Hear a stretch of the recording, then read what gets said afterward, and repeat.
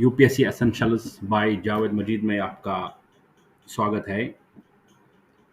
आज बात करेंगे Jammu Kashmir public service commission 2023 का प्रिलिमिनरी पेपर जो हो गया अभी 15 अक्टूबर को, उसके पेपर की बात करेंगे।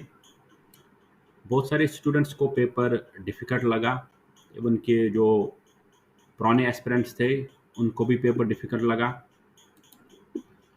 और कुछ एस्पिरेंट्स को जिन लोगों ने सिर्फ तुक्के मारे, बहुत सारे लोग जिन लोगों ने 100 में 100 क्वेश्चन किए, तुक्के मार के आ गए, उनको पेपर कहीं ना कहीं इजी लगा। तो यहाँ पे बात करेंगे कि जो 2024 में अब एग्ज़ाम देंगे एस्पिरेंट्स, उनको किन किन चीज़ों का ख्याल रखना पड़ेगा। आप यहाँ पे मेरे स्क्रीन पे देख रहे होंगे कि मैंने जानबूझ के जो ये लूसेंट वाला बुक क्यों रखा है और ये मीम भी क्यों रखा है। पेपर देख के बहुत सारे लोगों को ये लगा कि ये क्या हो गया, लेकिन अगर अब रिज़ल्ट में जैसे कि बहुत सारे लोग बोल रहे हैं कि कट ऑफ 40 या 50 के बीच में रहेगा, तो शायद उनकी आंखें भी इसी तरह खुशी से जगमगाएंगी जब एग्ज़ाम का रिज़ल्ट आएगा। रिज़ल्ट अब 2-3 दिन दूर है, वेडनेसडे या थर्सडे तक हम एक्सपेक्ट कर सकते हैं कि रिज़ल्ट आएगा। तो हम पेपर एनालिसिस इसलिए करना, देखिए बहुत सारे लोगों ने ऑलरेडी एनालिसिस किया है, पेपर का की ऑलरेडी आपके पास है। मैं यहाँ पे कुछ एरियाज़ को डिस्कस करना चाहता हूँ कि ताकि जो बच्चे, those aspirants who are thinking to give this examination, both Jammu Kashmir administrative service का एग्ज़ाम और यूपीएससी का exam, I want to give them a clear direction so that they can understand that where from they are picking the question and what should we do in future. I have been educating this thing for a long now that this examination is not only the examination of your analytical skill, not only the examination of your attitude, it is also how much you are able to retain things. Once you are reading, उसमें आप retention कितना कर पा रहे हो.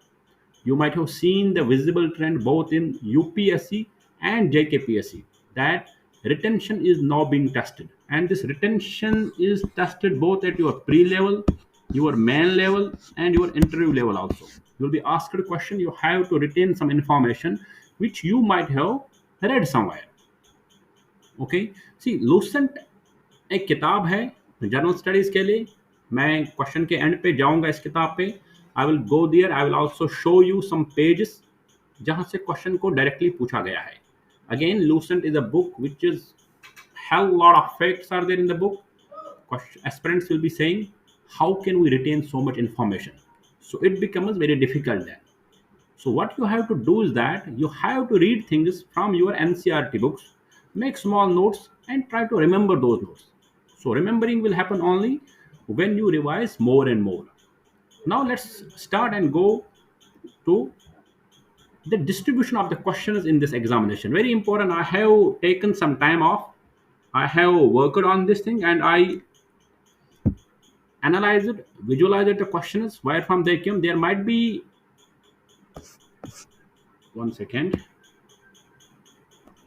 there might be +2, -2, some questions here and there. You might disagree with me that maybe some question which you might have thought, lot of aspirants or lot of teachers might feel कि नहीं ये वाला question तो economy वाला नहीं था, but maybe I might have added that in the economy, but there might be having some genesis जिसके basis पे मैंने वो क्वेश्चन शायद इकोनॉमी वाले पोर्शन में रखा है.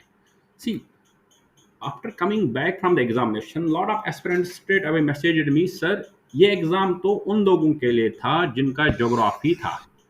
अगर वो सिर्फ ज्योग्राफी का क्वेश्चन करके आते, they would have got those 46 marks, और 40 और 50 के बीच में सर बहुत सारे टीचर उसको बोल रहे कि कट ऑफ हो जाएगा. That's one thing. Second thing is that if you can see this, basic science this time they had been some 15 to 13 questions from the basic science. ठीक है, 23% जो आपका पेपर है वो आया था या ज्योग्राफी से. आपके इस बार 19 क्वेश्चंस थे. जिस परसेंटेज की बात कर रहा है पेपर, 19 क्वेश्चंस आपके ज्योग्राफी से थे. ठीक है, there were 19 questions from geography. ठीक है। आपके बेसिक साइंस से आपका जो पूछा गया था, there were 13 questions in basic science.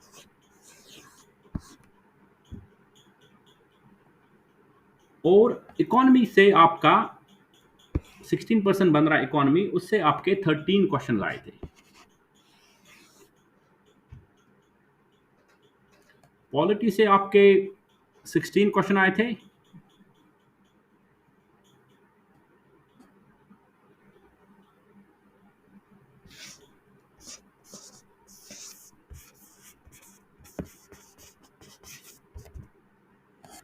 Polity से 16 क्वेश्चन आए थे। एनवायरमेंट इकोलॉजी से आपके 13 क्वेश्चन आए थे अगेन। करंट अफेयर और मिसलेनियस से कुछ मिला के 4 क्वेश्चन आए थे।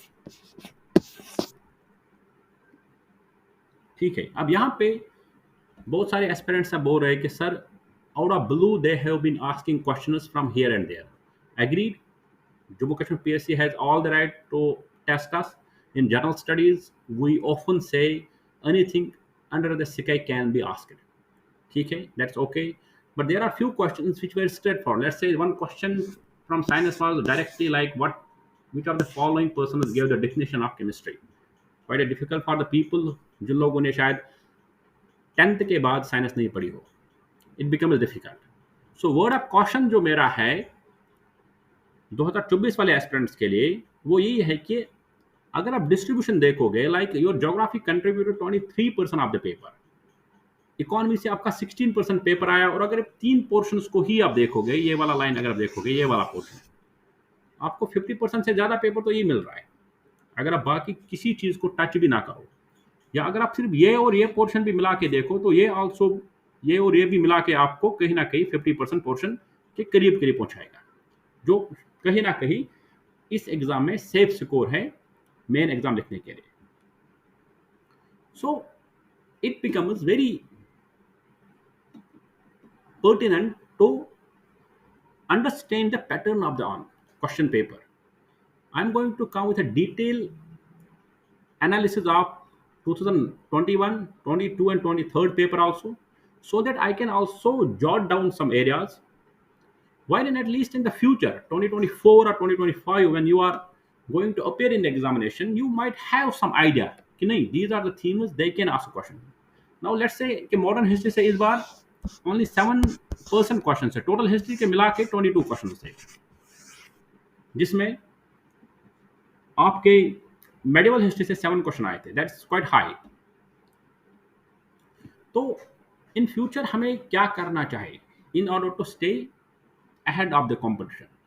उसके लिए we have to clear our basics, कि जो हम बहुत टाइम से एनसीईआरटी की बुक्स को, जो एनसीईआरटी की बुक्स हैं, उनको हम लाइटली ले रहे थे कि नहीं इसके बगैर भी हो जाएगा, वो कहीं ना कहीं इंपॉर्टेंट हो जा रहा है, both in the UPSC also and in the state PSC also. उसमें जो 6 से लेकर 10 तक का साइंस वाला बुक्स भी है, जो हम शायद भूल गए थे पढ़ना, वो आल्सो कहीं ना कहीं वो, या लूसन का बुक हो या कोई और बुक, वहाँ से वो पढ़ना, that is also becoming very important now, because ultimately 1 marks की वजह से you are wasting your 1 year. उन 2 मार्क्स की वजह से आसुक दो students, I have seen my friends, दो स्टूडेंट्स जो प्रिलिमिनरी पार्ट में 2 मार्क्स से या 1 मार्क से रह जाते हैं, and ask those also who made it in the finalist because of that 1 marks जो उनको कट ऑफ से ऊपर मिला था, या बिकॉज ऑफ दैट 0.5 जो उनको कट ऑफ से ऊपर मिला था। So it becomes very important कि एक एक क्वेश्चन को समझा जाए, एक एक एरिया को समझा जाए, तो क्वेश्चन कहाँ से पूछा जाता है, क्वेश्चन की तैयारी कैसे करें, एरियाज को कैसे जॉट डाउन करें कि जहाँ से क्वेश्चन बार बार आ रहा है उन एरियाज को कैसे जॉट डाउन करें। तो 2024 के लिए जो एस्पिरेंट्स देख रहे हैं ये वीडियो, तो उनके लिए ये बहुत इंपॉर्टेंट हो रहा है कि वो चीज़ों को समझे। ठीक है, देखिए यहाँ पे अगर हम क्वेश्चन नंबर 1 की बात करें, ये सेट ए की बात कर रहे हैं, देखिए इंडस वैली सिविलाइजेशन की अगर बात करोगे ना आप, तो यूपीएससी से लेकर स्टेट पीएससी में हर बार इस पे क्वेश्चन आया है। यू हैव टू अंडरस्टैंड कि ये जो इंडस वैली सिविलाइजेशन है, इसका ज्योग्राफी क्या है, इसमें जो डिफरेंट लोकेशंस हमें मिले हैं उनमें क्या क्या पाया गया है, what are the artifacts we have discovered from different IVC sites, who discovered which site. Second thing, what is government also trying to do in order to put those sites on archaeological map. वो सब चीज़ें हमें देखना पड़ेगा. उन चीज़ों को हमेशा हमें याद रखना पड़ेगा. If you are studying ancient history, तो ये पार्ट तो हमेशा के लिए इंपॉर्टेंट हो जाएगा. देन अगेन, एंशिएंट हिस्ट्री से थोड़ा आगे बढ़ोगे, ऋग्वेदा को पार करोगे, तो महाजनपदास के टाइम पे द ज्योग्राफी ऑफ इंडिया बहुत इंपॉर्टेंट हो जा रहा है. You have to remember those things. मैं यहाँ पे आंसर्स नहीं बताऊंगा, आंसर्स आप खुद पढ़ सकते हो, आपने देखा भी होगा. यहाँ पे वो इंपॉर्टेंट हो जा रहा है कि जैसे कि अवंती कहाँ पे था, वो मैप इंपॉर्टेंट हो जा रहा है. अवंती कहाँ पे था, कोशाला कहाँ पे था, मगधा कहाँ पे था, उनके गंधारा कहाँ पे था, वो इंपॉर्टेंट हो जा रहा है. Again there were like so many things also in the ancient times. कुछ रीति रिवाज थे, कुछ चीजें थे, जैसे विरूपक्षा हो गया, सो मेनी थिंग्स. जैसे कि एक किंग जो हारता था गेम में, वो अपने आप को जलाता था, दक्षिणा देते थे आप रिलीजियस चीज़ों को, जैसे कि वोटाइस इंस्क्रिप्शन की बात हो रही है, तो वो इंपॉर्टेंट हो जा रहा है कहीं ना कहीं. ठीक है. उसके बाद किंगडम्स है कि बुद्धिस्ट काउंसिल्स कहाँ पे हुई, हर्षा का क्या रोल था, वो चीज़ें भी इंपॉर्टेंट है. That you have to. देखिए, जो आपकी आर एस शर्मा की बुक है, वो इंपॉर्टेंट हो जा रहा है. इवन कि अगर आप एनसीईआरटी भी पढ़ोगे तो वहां पर भी आपको ये चीज़ें मिलेंगे. ऐसे ही सतवानास की बात हो रही है कि एंशिएंट हिस्ट्री का आप देखोगे बहुत सारे क्वेश्चन पूछे गए एंशिएंट हिस्ट्री से, ये इंपॉर्टेंट हो जाता है. उनकी यूपीएससी में भी आप देखोगे, मैं बहुत जल्दी यूपीएससी 2023 और 22 का पेपर लेके भी आऊंगा. We will also see the questions being asked there, and then we will also try to find the themes from the books. The standard book से वो थीम्स को हम ढूंढने की कोशिश करेंगे कि ये कहाँ से पूछा गया. And if at all we have read that, why we were not in a position to do that question right. कहाँ पे हमें कमी रह गई थी. That also I am going to come up with the video shortly. तो यहाँ पे जो मेरे कहने की बात है वो यह है कि we have to understand this thing, कि थीम्स को हम पहले नोटिफाई करें. मेन थीम कहाँ पे है, लेट्स से एंशिएंट हिस्ट्री है, लेट्स से कि आर्ट एंड कल्चर है, लेट्स से कि मेडिवल है, जैसे कि हिस्ट्री है जिसको मॉडर्न हिस्ट्री बोलते हैं. तो इनमें से हमें जो भी इंपॉर्टेंट थीम है, पिछले 8-10 साल के पेपर अगर हम देखें, वो डिलिनेट करना बहुत इंपॉर्टेंट है. We have to delineate that, that is very important. Delineate those areas. Let's say कि यहाँ पे हमेशा आईवीसी से क्वेश्चन आएगा, ऋग्वेदा से कुछ ना कुछ पूछेंगे, महाजनपदा से कुछ ना कुछ पूछेंगे. प्लस आर्ट एंड कल्चर में आपको अगर देखोगे तो आपको आईवीसी से लेकर आपका गुप्ताद हो गया, आपका हर्षाद हो गया, आपका फिर उसके बाद मेडिवल में देखो आपको सईद डायनासिटी हो, या आपको दिल्ली सल्तनत हो, उसके बाद मुगल्स हो, उन सब का आर्ट. मॉडर्न आर्ट में, मॉडर्न हिस्ट्री में आपको गांधी वाला एरा से लेकर टिल इवन के नाउ डेज इफ यू सी दो गवर्नर जनरल, उनके टाइम पे क्या हुआ, किसके गवर्नर जनरल पे क्या हुआ, वो ऑल्सो इंपॉर्टेंट हो रहा है. कॉर्नवालिस के टाइम पे UPSC asked twice a question कि जो लैंड रेगुलेशन एक्ट हुआ था 1793 में, उसमें कौन था. अगेन रोतावारी के बारे में क्वेश्चन पूछा गया था, हु वाज देयर. तो वो याद करना भी इंपॉर्टेंट हो जा रहा है. मैं अगेन बात वही करूंगा कि रिटेंशन कहीं ना कहीं इंपॉर्टेंट होगा. रिटेंशन कैसे होगा, साइकोलॉजी का कॉन्सेप्ट है, if you read a thing once you can retain only 20 to 30% of the information. If you read it again, maybe you will increase it to 50%, again 60%. Maybe someday you will retain it to 100%. So revision will become key. Revising again and again is very important. But understand students कि revision खुद में, doing revision in itself is a very tiring process. आपको मन नहीं करेगा एक बार पढ़ने के बाद दोबारा पढ़ना. But those who will hone that particular thing, जो इस चीज को ऊपर जाएंगे, definitely success उनके करीब है. So coming back to like those questions which have been asked in the Jammu Kashmir, like ये तो हिस्ट्री वाले क्वेश्चन थे सारे. ये इंपीरियल चोला देखिए 22 क्वेश्चन मैंने बोले have come directly from. Again देखिए साइंस वाले क्वेश्चन ने जो स्टूडेंट्स को इस बार अबेक लिया, वो क्वेश्चन मैं यहाँ पे देख रहा हूँ. देखिए लाइट का ट्रैवलिंग का है, कैसे आ रहा है, ये अपने क्लास 11th में शायद ऑप्टिक्स में पढ़ा होगा कहीं ना कहीं। अब जिन लोगों ने मेडिकल नहीं पढ़ा उनको तो दिक्कत हुई होगी। ये डिजीज़ के बारे में, ये कंसिडर द फॉलोइंग से कहाँ से आया है ये क्वेश्चन। एंथ्रोपोलॉजी वालों को शायद ज़्यादा पता होगा क्योंकि वो मेंडल के बारे में पढ़ रहे हैं, लेकिन मेडिकल वालों को तो पता होगा, बाकी लोगों को तो नहीं पता होगा। अगेन दिस डिजीज प्रेस बायोपिया अकर, ये तो डॉक्टरों को ही पता होगा इसमें क्या हो रहा है, ठीक है। तो ये क्वेश्चन देखिए केमिस्ट्री वाला डेफिनेशन का क्वेश्चन है, ये कहाँ से आया। तो मैं कहीं ना कहीं कहने का मतलब ये है कि कुछ क्वेश्चन है जो here and there, let's say कि मैंने अभी भी बोला कि साइनस से there are 13 question from the science. 13 question is quite a number, that is 26 marks. 26 marks is very big in preliminary examination. आप 26 प्लस एड 26 करोगे तो you will definitely land somewhere in a safe position. तो इसमें question ये आता है, does that mean कि science में थोड़ा फोकस करना पड़ेगा। देखिए in Jammu Kashmir PSC, if you see the trend, they have been asking science questions. 21 में भी पूछा है, 22 में भी पूछा है, ठीक ठाक पूछे, 5-6 तो पूछ रहे हैं, लेकिन इस बार ज़्यादा पूछा है, 13 पूछे।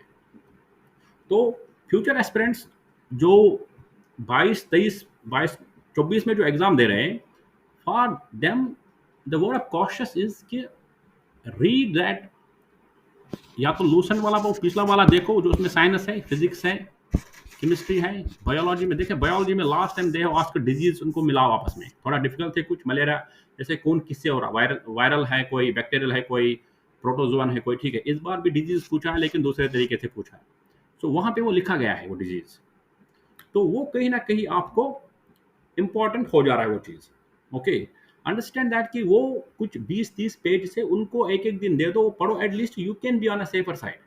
कल को अगर 12 क्वेश्चन पूछ रहा है या 10 क्वेश्चन पूछ रहा है, आई एम नॉट सेइंग कि आप 10 के 10 क्वेश्चन करो, एटलीस्ट अगर आप 6 या 5 भी कर पाओगे, 5 to 6 ही कर पाओगे, you will somewhere feel good. आपको लगेगा नहीं ठीक है, ये तो कहीं ना कहीं वो 10 मार्क्स आपको एज देंगे। उससे क्या होगा, when you are on the borderline of the competition ना, कि आप कट ऑफ के गेम में फंस जाते हो कि कट ऑफ कितना होगा, तो एग्जाम से लेकर रिजल्ट तक का टाइम आपका वेस्ट हो जाता है, when you are not sure shot कि क्या होगा, और फिर वो कॉन्फिडेंस कहीं ना कहीं बहुत टाइम तक नहीं आ पाता है, वो इंपॉर्टेंट हो जा रहा है। ये क्वेश्चन है, ये पेपर आपको मिलेगा अवेलेबल, यूपीएस जो Jammu Kashmir public service commission की साइट है वहाँ पे अवेलेबल मिलेगा, कोई परेशानी नहीं उसकी। मैं जो यहाँ पे बात करने वाला हूँ कि उन लोगों ने देखिए क्वेश्चन कहाँ से हो रहा है, लूसेंट का मैंने बुक के कुछ फोटोज लिए हैं। देखिए ये इन्फिनिटी वाला क्वेश्चन उन लोगों ने पूछा था ऑप्टिक्स में, रियल और इन्वर्टेड उसका आंसर था, ये दिया गया है, ये क्वेश्चन था। ये प्रेस बायोपिया किससे होता है, ये यहाँ पे दिया गया है ये क्वेश्चन, ठीक है। डिस्पर्शन ऑफ लाइट किधर से जाएगा ये भी दिखाया गया था, आप कैसे, ये भी एक क्वेश्चन था। यहाँ पे देखिए यूपीएससी ने भी पूछा है यहाँ से क्वेश्चन, देखिए ट्राइपार्ट स्ट्रगल के बारे में बहुत पहले क्वेश्चन आया है, 21 में यूपीएससी ने इन्हीं डायनासिटीज के बारे में पूछा है क्वेश्चन। यूपीएससी ने 21 में इन डायनासिटीज के, जैसे चौहानाज हो गए, जैसे कि पवारोज हो गए, चालुक्याज हो गए, चंडालोज हो गए, गढ़वालोज हो गए, तोमारोज ऑफ दिलका हो गए, ये सारों के बारे में यूपीएससी ने भी क्वेश्चन पूछा है। पीएससी ने भी इस बार इसी में क्वेश्चन पूछा था, 4 डायनासिटीज दी थी, उनको आपस में मिला कि इनका कैपिटल कहाँ पे था। आई थिंक ये क्वेश्चन यहाँ पे आपको मिलेगा, 1 सेकेंड, एक क्वेश्चन आपको मिलेगा।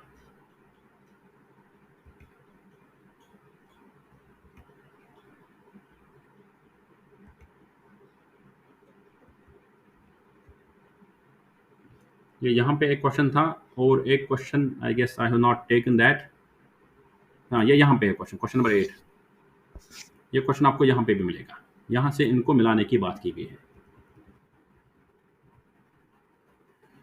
तो और एक देख लीजिए, ये हमने बात की,